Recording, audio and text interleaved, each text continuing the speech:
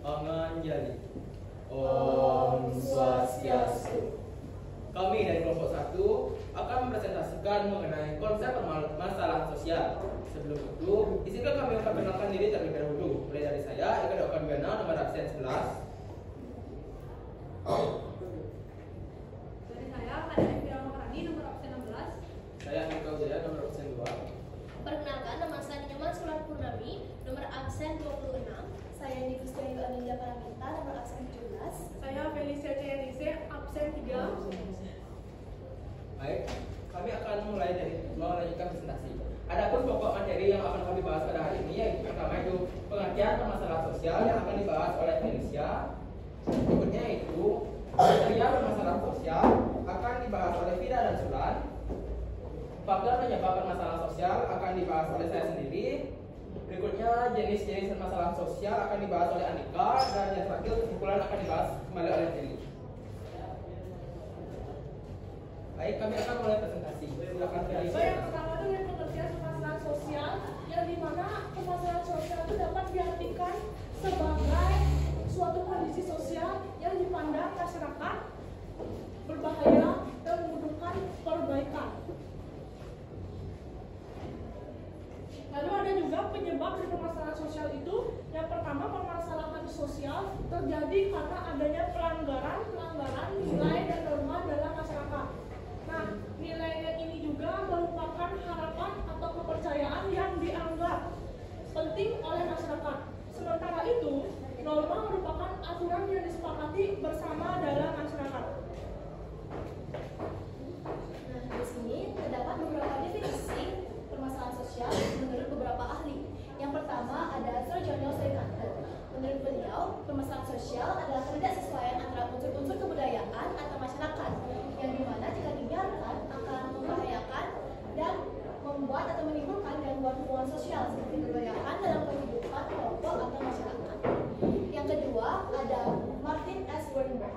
Menurut beliau, masalah sosial merupakan situasi yang dinyatakan sebagai keadaan yang bertentangan dengan nilai-nilai oleh warga masyarakat yang cukup penting, di mana masyarakat sepakat melakukan suatu tindakan guna untuk mengubah situasi tersebut. Dan yang terakhir ada Arnold Bruce, mengatakan bahwa masalah sosial dapat didefinisikan sebagai suatu situasi yang telah mempengaruhi sebagian besar masyarakat, sehingga mereka percaya bahwa situasi itu adalah sebab dari kesulitan mereka, dan menurut mereka situasi itu dapat diubah.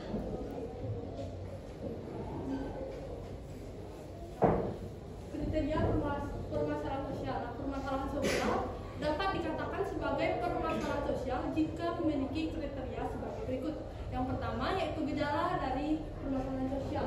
Nah, masalah bisa terjadi karena adanya perbedaan nilai yang dianut dengan kondisi kehidupan nyata di kehidupan. Nah, misalnya masyarakat memiliki masalah sosial yang berbeda tergantung pada nilai yang mereka anut. Nah, jadi gejala tersebut tidak boleh dipukul rata. Misalnya sebagai contoh yaitu di Indonesia jika memakai bikini di pantai itu dianggap hal yang kurang sopan. Namun jika kita memakainya di pantai luar negeri di barat, hal tersebut dapat diwajarkan dan dianggap sopan. Nah, kembali lagi pada pengertiannya itu hal tersebut tergantung kepada nilai yang dianut. Yang kedua yaitu sumber. Sumber dari masalah sosial biasanya berasal dari kondisi dan proses sosial di masyarakat. Nah, selain itu sumber dari masalah sosial ini juga dapat berasal dari bencana alam. Contohnya yaitu bencana alam banjir. Misalnya para korban banjir ini mengalami banjir, kemudian harta benda mereka hanyut. Nah, karena harta benda mereka ini hanyut, kemudian mereka akan mengalami kemiskinan. Nah, masalahnya itu dapat berupa kemiskinan dan bencana alamnya yaitu banjir. Yang ketiga yaitu pihak yang menetapkan. Nah, permasalahan sosial. Kriteria yang ketiga yaitu ketika timbul hal yang tidak selaras antara fenomena sosial yang diharapkan dengan keadaan nyata, maka akan timbul gejala sosial akibat common sense. Common sense ini maksudnya yaitu pikiran akal sehat. Pikiran akal sehat ini maksudnya yaitu pengetahuan yang sudah dari lama kita anggap benar dan yang masuk akal menurut pendapat kebanyakan orang. Nah, common sense ini menetapkan hal tersebut sebagai gejala sosial. Jadi masalah sosial tersebut tidak bisa diklaim oleh satu individu saja, namun harus bisa diklaim oleh banyak individu. Baik, yang selanjutnya kriteria permasalahan yang keempat yaitu ada sifat, di mana permasalahan sosial ini memiliki dua sifat, ada sifat laten dan sifat yang kedua yaitu sifat nyata. Yang pertama yaitu ada sifat laten atau yang bisa disebut dengan tersembunyi, di mana permasalahan sosial ini tidak disadari secara langsung oleh masyarakat tetapi tetap menimbulkan dampak. Salah satu contohnya seperti pencemaran lingkungan yang disebabkan oleh limbah dari perusahaan yang dapat menimbulkan berbagai macam penyakit dan mengancam kesehatan masyarakat. Nah, yang kedua yaitu ada masalah sosial nyata, adalah masalah sosial yang benar-benar terlihat secara langsung di mata masyarakat. Salah satu contohnya yaitu kemiskinan. Yang kelima yaitu ada perhatian masyarakat. Tidak semua masalah sosial akan menjadi perhatian masyarakat dan begitu pun sebaliknya. Tidak semua perhatian masyarakat itu menjadi permasalahan sosial. Nah, dapat dikatakan misalnya seperti terjadi kecelakaan lalu lintas yang menimbulkan perhatian dari masyarakat, tetapi hal tersebut tidak dapat dikatakan sebagai permasalahan sosial. Contoh lainnya seperti terjadi kemiskinan di suatu wilayah. Nah, kemiskinan tersebut mungkin dianggap hal yang sudah biasa di wilayah tersebut, tetapi hal tersebut merupakan permasalahan sosial. Baik, yang selanjutnya.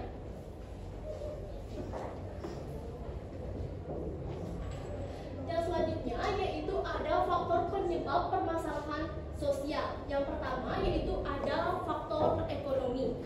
Nah, di mana faktor ekonomi ini adalah faktor yang sangat besar dapat menyebabkan permasalahan sosial. Salah satu contohnya misalnya terjadi ketimpangan pendapatan, selain itu juga ada kemiskinan, di mana faktor ekonomi ini seperti contohnya kemiskinan, di mana seseorang tersebut tidak dapat memenuhi kebutuhan pokoknya sehingga tingkat kriminalitas tersebut dapat meningkat secara signifikan, di mana sehingga ketika tingkat kriminalitas tersebut dapat meningkat secara tinggi, maka dapat menyebabkan keresahan bagi masyarakat. Nah, yang kedua yaitu ada faktor biologis, di mana faktor biologis ini juga dapat menyebabkan permasalahan sosial. Contohnya seperti COVID-19 pada 2020 silam yang banyak sekali membawa banyak permasalahan sosial. Misalnya ketika banyak sekali masyarakat yang dipecat sehingga kehilangan lapangan pekerjaan dan mengalami beberapa krisis. Berikutnya di sini saya akan menjelaskan mengenai faktor psikologis.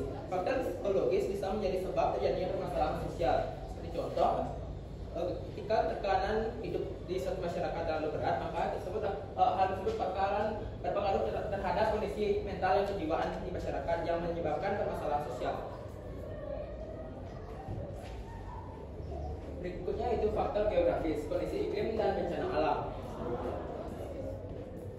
Kondisi iklim atau letak geografis suatu wilayah juga dapat menyebabkan permasalahan sosial.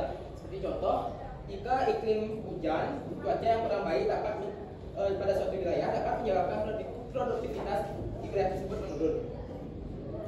Berikutnya itu faktor demografis. Faktor demografis dapat mempengaruhi permasalahan sosial karena terkait dengan perbedaan jumlah dan jenis orang di berbagai suatu wilayah.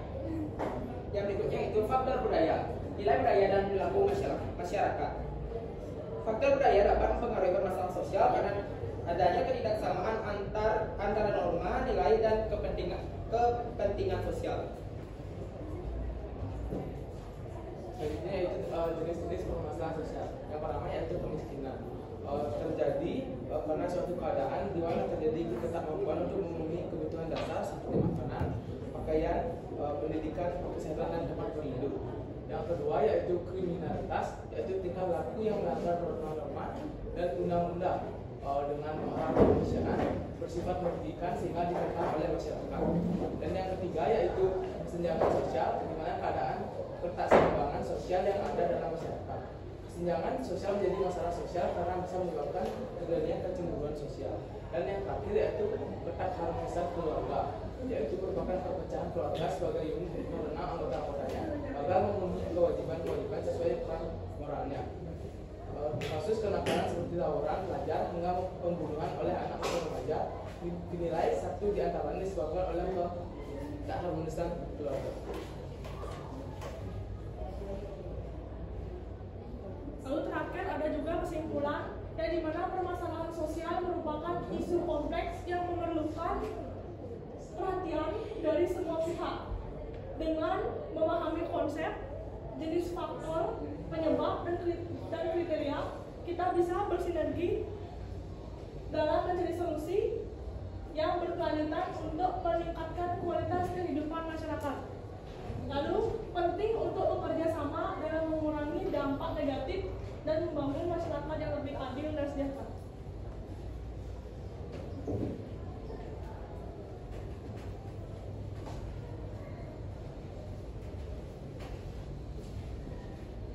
Nah, itulah presentasi dari kelompok kami.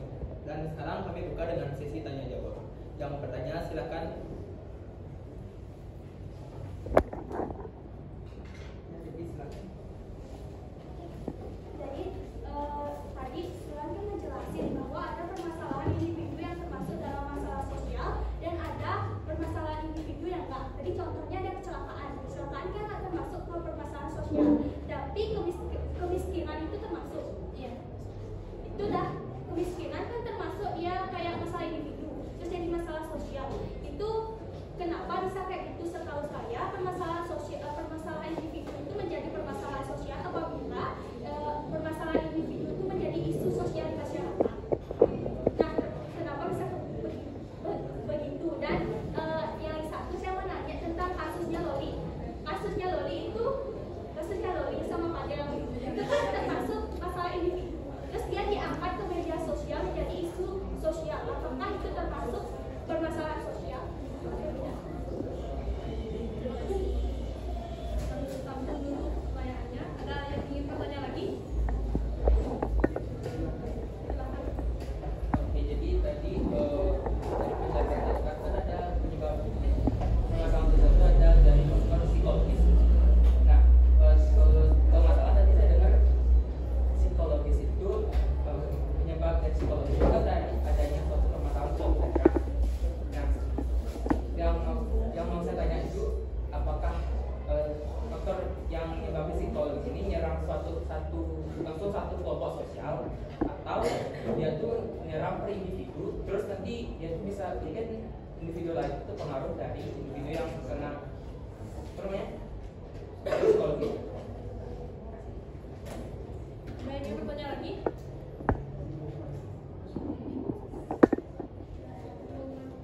Nah, saya mau bertanya. Tadi di permasalahan sosial itu kan ada penyebabnya itu yang penyebabnya itu ada kan banjir. Apakah benar banjir itu bisa menyebabkan terjadinya permasalahan sosial? Seperti di era globalisasi sekarang ini, zamannya itu kan sudah canggih. Misalnya saya contohkan satu, misalnya ada di misalnya terjadinya letusan gunung, kan ada misalnya itu info dari BMKG. Apakah penyebab dari banjir itu bisa menyebabkan terjadinya permasalahan sosial? Apakah seseorang tersebut tidak bisa terlebih dahulu menyelamatkan harta atau benda seseorang yang terkena musibah tersebut?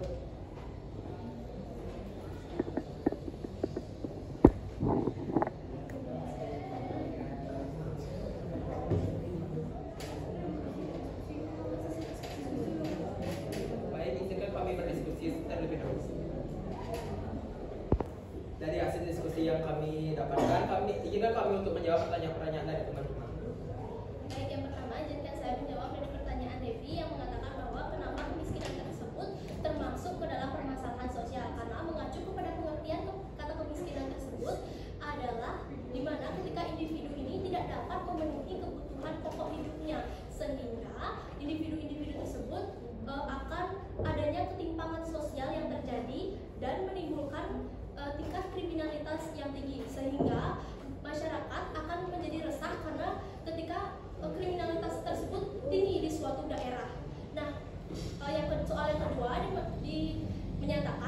dia mengatakan bahwa apakah kasus Loli tersebut termasuk ke dalam masalah sosial. Jadi jawabannya yaitu tidak, karena masalah Loli itu adalah masalah pribadi atau masalah individu yang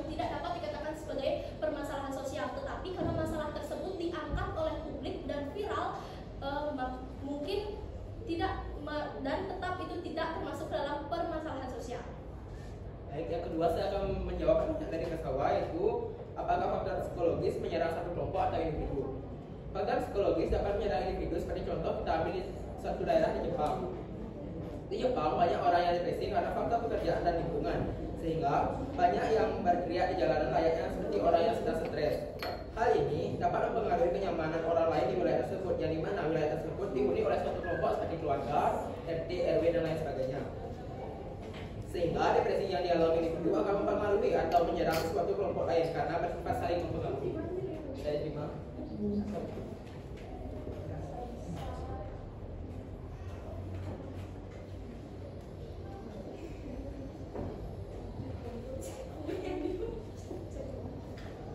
Baik, saya akan menjawab pertanyaan dari Guman, yaitu mengenai masalah banjir, apakah menjadi permasalahan sosial, sedangkan hal tersebut dapat diinfokan terlebih dahulu. Itu kan diinfokan dulu dari media sosial misalnya. Nah, kita tahu bahwa sebelumnya BMKG, info dari BMKG menerangkan bahwa akan memberikan informasi atau alarm peringatan lewat handphone kita setelah 3 menit terjadinya gempa atau bencana alam.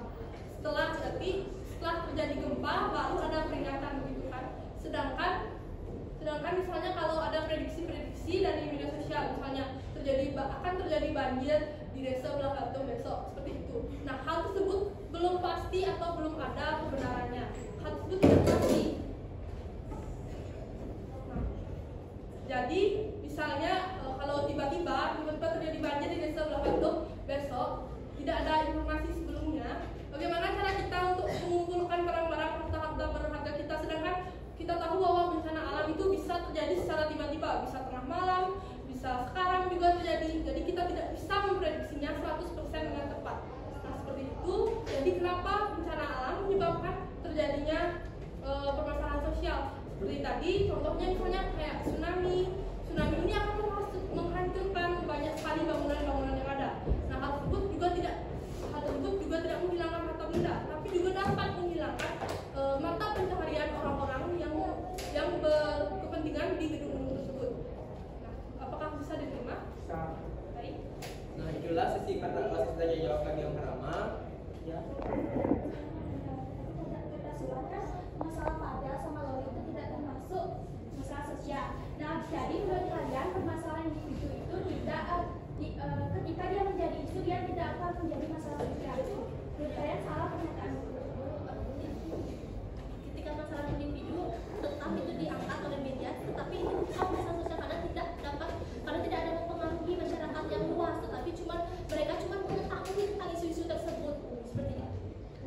Jadi menurut kalian ada pernyataan bahwa masalah individu itu bisa jadi masalah sosial kalau ada isunya ada. Masalah sosial itu bisa masalah individu bisa menjadi masalah sosial apabila diangkat menjadi isu sosial.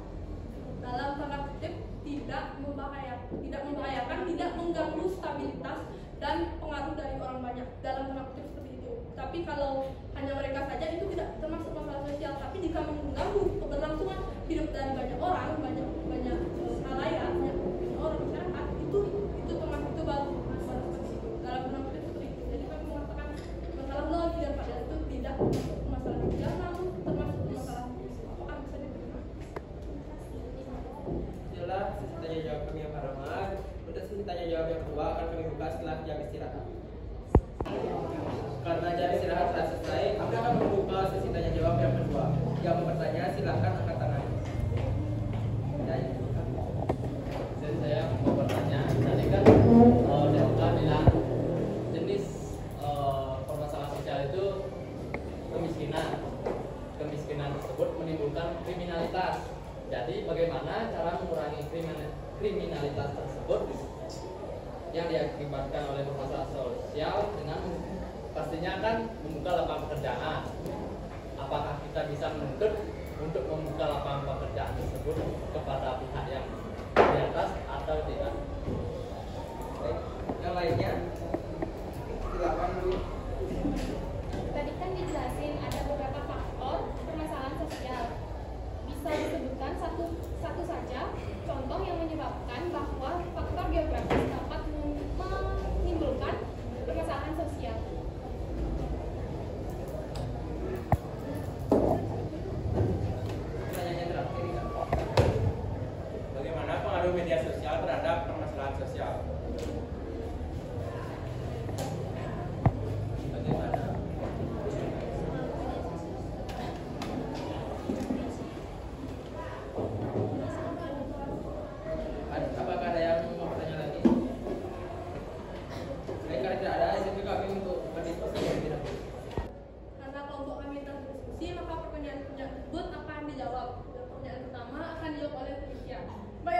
itu jawaban pertanyaan dari Jadmika. Saya akan menjawabnya dan saya akan mengulang soal dari Jadmika.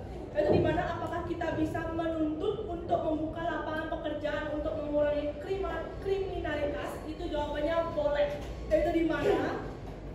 Karena di mana lapangan pekerjaan itu kan pastinya banyak.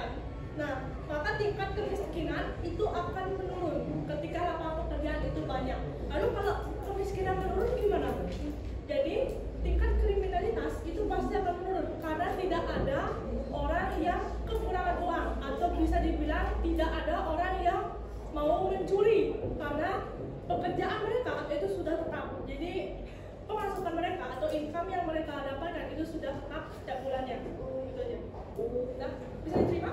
Mau nanya sedikit, kalau boleh tahu bagaimana caranya untuk kita menuntut kepada pihak yang di atas agar digabungkan untuk kita dapat bekerja dan mengurangi kemiskinan.